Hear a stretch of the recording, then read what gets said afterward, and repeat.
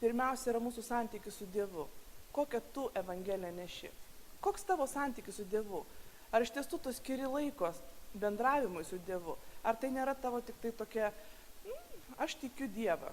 Taip, aš tikiu Dievą ir taip, aš tikiu Dievą nuo gimimo, mane pakrikštijo, aš lankiau katalikų bažnyčią, aš tikėjau. Bet koks tas tavo santykis su Dievu? Ar tavo gyvenimas kalba, kad tu tiki Dievą? Ar tavo gyvenimas aplinkiniui kalba, kad tu tiki Dievą? Mes turime atėję į darbą pateikti save. Šiandieną mano tokia tema yra gyvenimo prasmė, gyvenimo pilnatvė. Ir suprantama, kad mes gyvenimo pilnatvę galime turėti tik su Dievu. Nes niekas mums netneša to džiaugsmo, tos ramybės į širdį. Tu gali ten prisipirkti ten krūvą daiktų gražiausių, ten važinėti bet ramybės, jeigu tu neturėsi širdį ramybės, jeigu ten tau visą laiką tas kažkas tai kirbės, neturėsi gyvenimo tikslo, tu nebūsi laimingas žmogus. Mes šiais metais bažnyčioje paskelbėm tokius metus, kad siela, kūnas ir dvasia. Mes turime investuoti į visus tos 3 dalykus. Kada mus jungia Kristus, tada mums yra žymiai paprasčiau vienas kitą priimti. Praeitą savaitę buvau tokioje konferencijoje, ten buvo studentams skirta konferencija. Prieš mane vienas pašnekovas, docentas, sakė studentams kalbą. Tiesiog mokė studentus verslumo.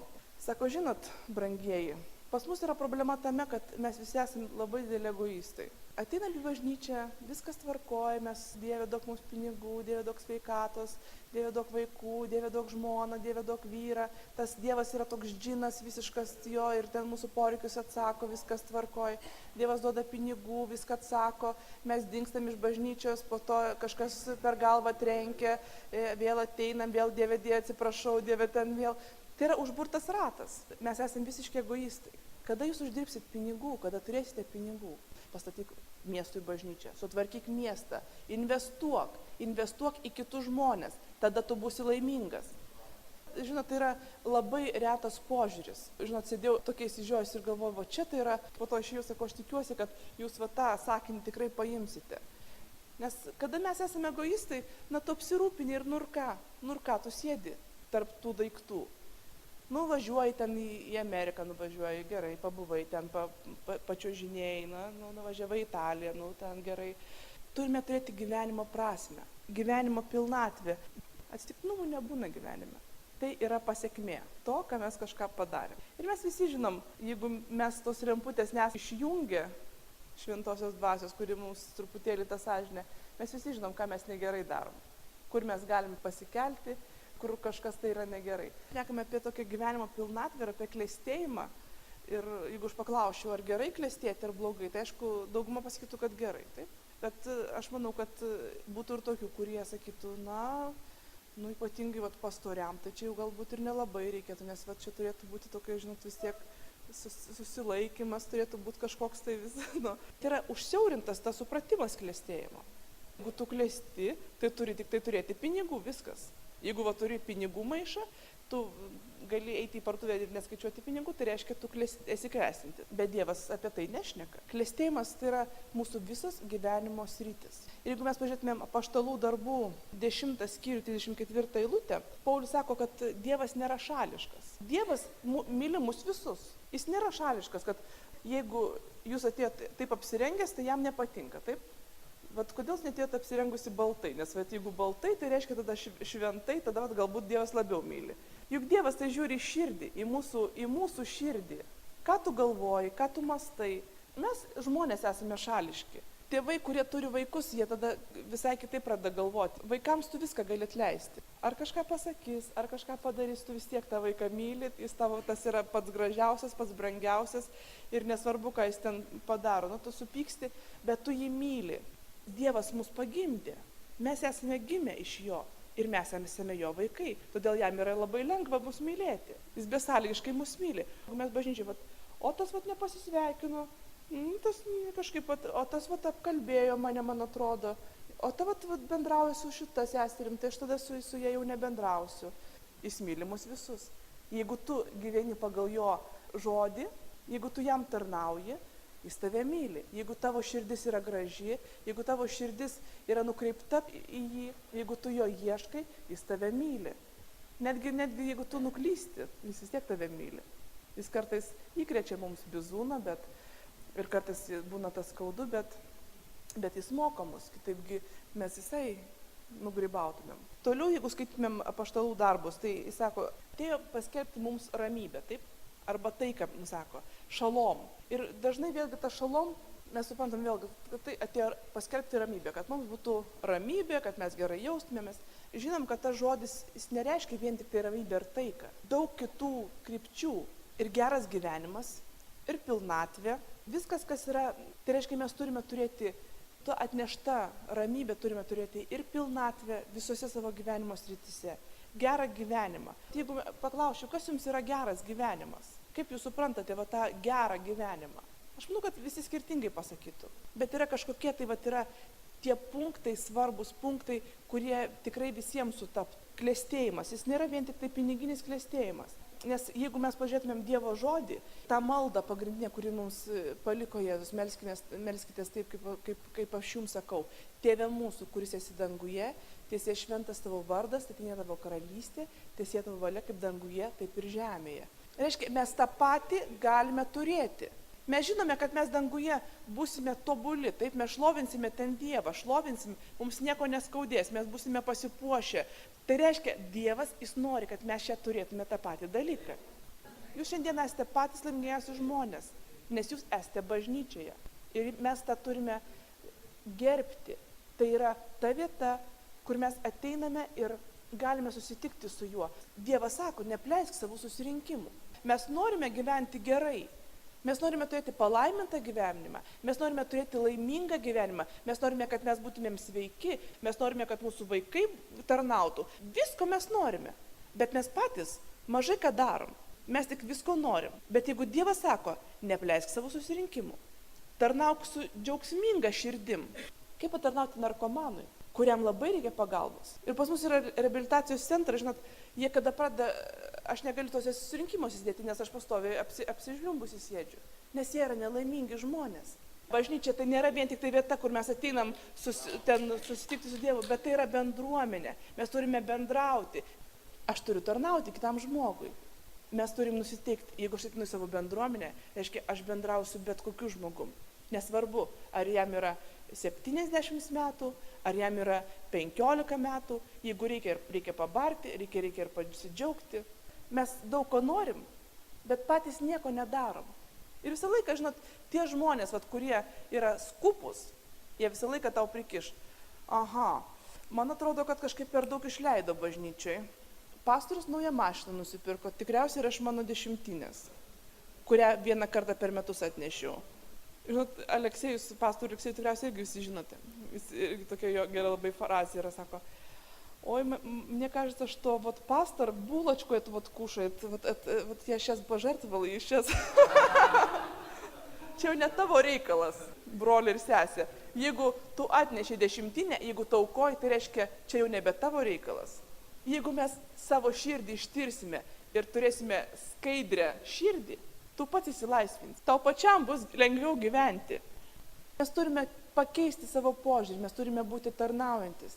Jeigu tu turi namus, tai tarnauk savo namais. Marija priėmė mus krūvą žmonių. Jis sakytų, ką man tas reikalinga? 100 metų aš galiu atidarimai visokiausi, galiu jauna, man reikia ten nueiti, bet jinai tarnauja. Pagrindinė šiandieninė mano mintis, kad mes turime turėti pilnatvę visose savo gyvenimo srityse. Tai ir sveikata, nes Dievas pažadėjo, kad mes turėsime gerą sveikatą. Jeigu tu turi vasarnamį, kvieski žmonės, pasikviesk, broliai, atvažiuokit. Kiek žmonių gyvena savo. Tai yra beprasmis gyvenimas. Beprасmis gyvenimas. Хорошая жертва тогда, когда жена плачет. Вот жертвуешь, и жена плачет, так значит, это хорошая жертва. Niekada Dievas nepaliks jūsų be pinigų. Niekada Dievas nepaliks jūsų neaprūpintų. Niekada. Mūsų tikslas nebūti turtingiausių kapinėse, ne kaip Steve Jobsonas sako. Nesiek būti turtingiausių kapinėse. Tarnauk kitam žmogui, atverk savo širdį. Daryk, kas nuo tavęs priklauso. Tu būsi didis žmogus. Tu būsi žmogus, tu būsi reikalingas kitiems. Nebus tavo depresijos. tie žmonės, kurie reikalingi, Dievas juos ypatingai saugo. Velnias visą laiką stengsis mus atitraukti, nes tu šiandieną esi toje vietoje, kur turi būti. Su Dievu gyventi yra gera, su Dievu gyventi nenuobodu. Jaunimas, bažnyčioje nėra nuobodu. Jūs tą patį, ką jūs turite ten, galite turėti čia. Tik reikia noro, susiburkit, pasikvieskit savo draugus. Visiems reikalingas Dievas. Tik kvailys sako savo širdį, Dievo nėra. Visi, aš tikiu, kad kiekvienas žmogus ieško. Kiekvienas žmogus ieško. Nesvarbu, koks jis bebūtų, jis ieško. Jis kažko ieško, jis galbūt nežino, ko ieško. Neįvardė, bet visiems reikia tos ramybės. Visiems reikia tos pilnatvės. O mes turime atsakymą. Todėl, brangiai, reikia išminties. Prašykime Dievo išminties, kad jis mums duotų išminties, kaip tai įgyvendinti. Kad aš tikėjau, aš dirbdavau visas dienas. Ir man Vaidas, mes dar buvom nesusituokę, sako, tai kaip tu negali ateiti į ląstelę? Nu, tu man paaiškink. Nu, sakau, kaip aš negaliu, nes pas mane yra darbas. Buvau net netekėjusi, aš turėdavau paskaitas po pietinės. Ir aš visą laiką dirbdavau, nes pas mane nėra vaikų, koks man skirtumas, aš galiu dirbti. Sako, bet tai yra nenormalu, jeigu yra ląstelė, tai reiškia, tu turi būti ląstelėje. Tai sako, melskis, jeigu taip negali. Tai yra mūsų širdies pozicija. Aš pradėjau melstis, aš dabar turiu visus antradienius, visus ketvirtadienius turiu laisvus, visus sekmadienius turiu laisvus. Mes turime surasti laiko ir šeimai, ir vaikams, ir bažnyčiai. Mes turime turėti savo teisingus prioritetus. Moterys, mes turime mylėti save. Mes turim pačio save mylėti. Tada ir vyrai mus mylės. Mes turime mylėti save. Kad mylėtumėm tada savo artimą. Ir artimui bus lengviau mylėti. Pakartoto įstatymo nuo 6 eilutės. Todėl laikykis viešpaties savo Dievo įsakymų, eidamas jo keliais ir pagarbiai bijodamas jo. Nes viešpats tavo Dievas veda tave į puikų kraštą, kraštą upelių, šaltinių ir vandens, trykštančius slėniuose ir kalvose. Kraštą kviečių ir miežių, vynmedžių, figmedžių ir granatmedžių, kraštą alyvmedžių ir medaus, kraštą, kur galėsi valgyti duonos nestokodamas, kur jums nieko netrūks, kraštą su rūdingomis uolomis ir kurio kalvų galėsi išgauti vario. Kai būsi lygisotės privalgęs, šlovink viešpatį savo Dievą už puikųjį kraštą, kurį jis tau yra davęs. Ir toliau yra perspėjimas. Dievas mums žada gražiausius dalykus. Mes žinom, kad Dievas sukūrė Adomą, jį apgyvenino rojuje. Jis neapgyvenino kažkur tai, taip, bet yra pilnatvės, pasitenkinimo vieta. Ir davė jam žmoną. Vėlgi tam, kad būtų palaimintas gyvenimas.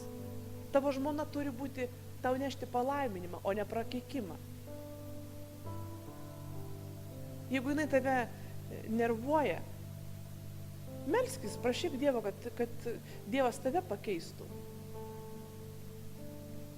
Ne kad ją pakeistų, bet kad tave pakeistų. Mes žinom, Abraomas, Dievas jį padarė turtingiausią žmogų. Dievas mums žada pačius gražiausius dalykus, nes mes esame jo vaikai. Mes šią žemėje galime matyti tai mažą dalelę to, ką mes matysime danguje. Tegul tavo dvasia bus pripildyta jo žodžio, jo dvasios. Susirinkimus lankyti kartais reikia ne dėl to, kad kažkas gražiai pašnekės, bet todėl, kad tu būtume tame patepime, nes tai yra svarbiausia. Tu gali būti tame patepime, kur yra Dievas, kur ateina. Sako, kur 2 ar 3 susirinks mano vardu, aš būsiu jų tarpe. Mes esame tam, kad tarnautume vienas kitam. Tu savo gyvenimu gali parodyti, kad tu esi su Dievu, kad tu tarnauji Dievui, kad Dievas keičia tavo gyvenimą, kad Dievas veikia tavo gyvenimą. Mes tam esame reikalingi, kad mes stovėtumėm vienas už kitą. Jeigu tu pradėsi laiminti savo širdį, Dievas tave 100-eriopai palaimins. Nes Dievas visą laiką žiūri į širdį.